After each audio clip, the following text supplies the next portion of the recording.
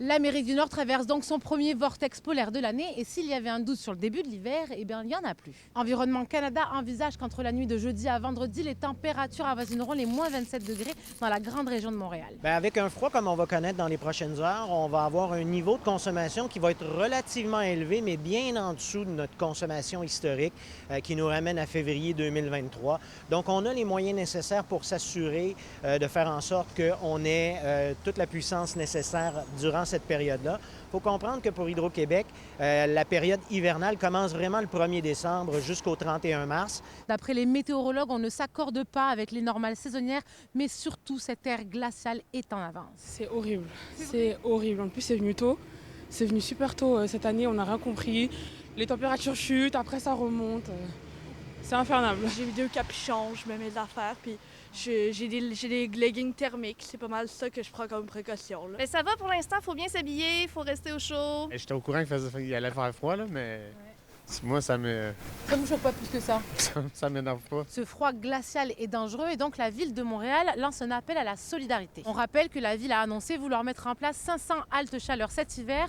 Pour le moment, seulement 233 lieux ont été identifiés. Un mot que j'aimerais qu'on retienne tous pour les 5 prochains jours et pour l'hiver qui s'en vient aussi, c'est tolérance. Si vous avez des vêtements chauds, si vous avez des sacs de couchage hivernal, d'appeler le 211. Je vais vous demander d'ouvrir vos portes si vous le pouvez. Est-ce que vous avez des lieux potentiels que vous pouvez offrir, des petits lieux d'halte chaleur qu'on peut offrir pour passer à travers les 5 prochains jours?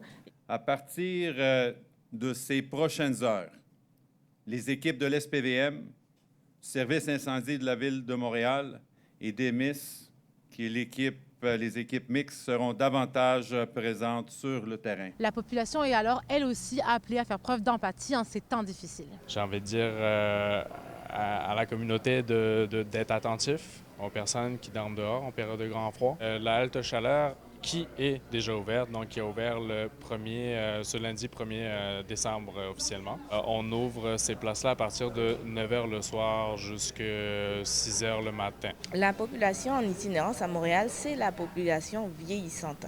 Donc forcément, un mode de vie en itinérance et plus l'hiver, c'est des problèmes de santé physique qui s'aggravent rapidement.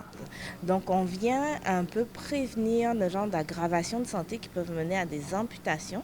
Et pour nous, quelqu'un qui arrive avec un problème de mobilité réduite, c'est multiplier les défis vers un logement permanent par 10. Qui dit situation d'urgence dit mesure d'urgence. Donc la Ville de Montréal demande aux maires et aux mairesses d'arrondissement d'identifier des lieux qui pourront devenir des haltes chaleur cet hiver et demande également à la population de faire preuve de tolérance.